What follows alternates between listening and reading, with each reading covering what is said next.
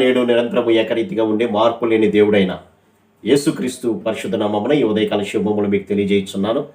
ఇది నా దేవుని యొక్క వాగ్దానము. నీకు విరోధముగా రూపింపబడిన ఏ ఆయుధమును వర్ధిల్లదు. యెషయా గ్రంథము 54వ అధ్యాయము 17వ వచనం. దేవుడు తన యొక్క బిడ్డలకు ఇస్తున్నటువంటి గొప్ప వాగ్దానం ఇది. ఎవరైతే తన యందు భయభక్తులు కలిగి చెడుతనాన్ని అసహించుకొని యథార్థత, నీతి, న్యాయము తమ యొక్క జీవితాల్లో కలిగి ఉంటారో వారికి వ్యతిరేకంగా ఎవరు ఎన్ని కుట్రలు పనినా అవేవి కూడా వర్ధిల్లవు అని దేవుడు వాగ్దానం చేస్తున్నాడు. పిల్లలు, దానియేలు గ్రంథం 6వ అధ్యాయంలో మనం చూసినప్పుడు దర్యావేషు అనేటువంటి రాజు పరిపాలిస్తున్నాడు. ఆ రాజ్యం అంతటి మీద కూడా 120 మంది అధిపతులు నియమించాలనే ఆలోచన కలిగినాడు.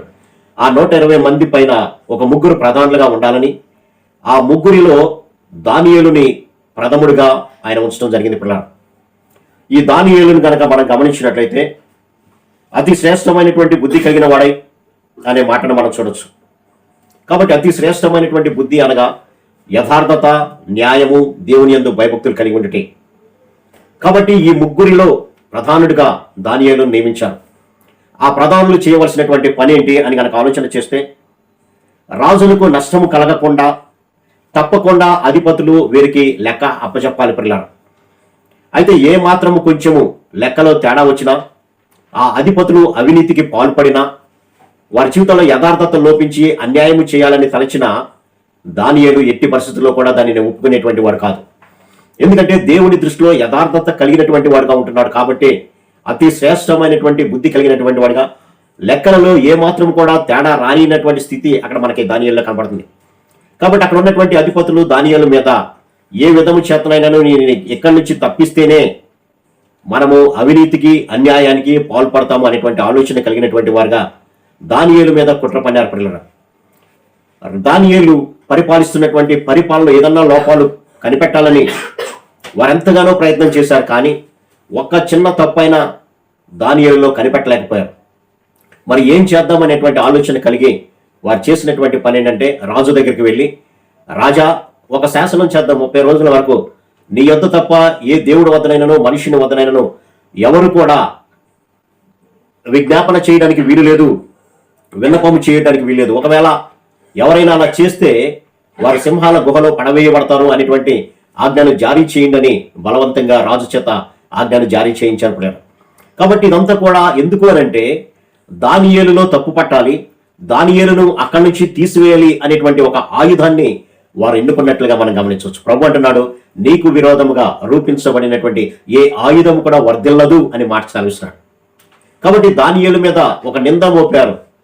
అయ్యా, నువ్వు శాసనం చేసావు, కానీ దానియేలు ఎప్పట్లాగానే యెరూషలేము తట్టు కిటికీలను తెరిచి తన దేవునికి మొరపెడుతున్నాడయ్యా, మేము చూచాము, కాబట్టి ఆయనను సింహాల గుహలో వేయండి అని రాజు దగ్గరికి వెళ్ళి వారు సెలవిచ్చినట్లుగా మనం గమనించవచ్చు.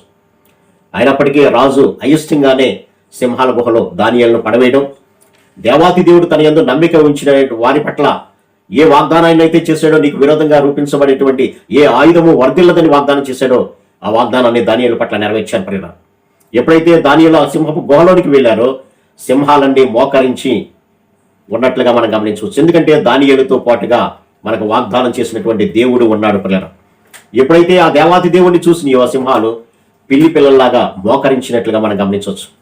రాజు వేకువజామునే వచ్చాడు. దానియేలు, నీకేమి కాలేదు కదా అన్నప్పుడు దానియేలు ఇస్తున్నటువంటి గొప్ప మాట ఏంటంటే, నా దేవుని దృష్టికి నేను నిర్దోషిగా కనపడ్డాను కాబట్టి సింహాల నోట నుంచి నన్ను దేవుడు విడిపించాడు అనేటువంటి గొప్ప సాక్ష్యాన్ని దానియేలు ఇస్తున్నాడు.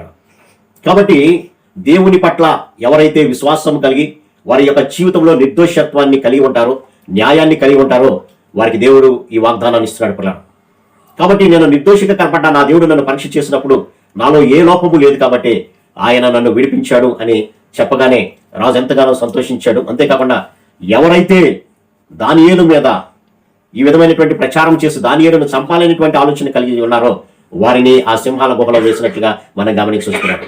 కాబట్టి దేవుని నమ్మినందుకు నీకు శ్రమ కలుగుతుందా? నీకు విరోధముగా అనేకులు లేస్తున్నారా? నువ్వేమాత్రం కూడా భయపడాల్సినటువంటి అవసరం లేదు. ఎందుకో తెలుసా? జీవము గల దేవుని యొక్క సేవకులు మనం అందరం కూడా ఒకవేళ నీకు విరోధంగా లేచి వారు కొద్ది కాలము వారు నీ మీద విజయాన్ని పొంది సంతోషించవచ్చేమో, కానీ శివరాత్రికి దేవుడు నిన్ను లేవనెత్తుతాడు. పిల్లలు, ఏ శత్రువు అయితే నిన్ను అనగదొక్కాలని చూచాడో ఆ శత్రువు తల ఉంచుకొని నీ ముందు మోకరించేటట్లుగా ప్రభు చేస్తాడు. కాబట్టి ఈ వాగ్దానాన్ని మనం విశ్వసిద్దాం. దేవుని యందు విశ్వాసం ఉంచినందుకు ఏమాత్రం కూడా భయపడక మనము ధైర్యంగా ముందుకు వెళ్దాం. అట్టి కృపా పరిశుద్ధాత్మ దేవుడు మనందరికీ దయచేయను గాక.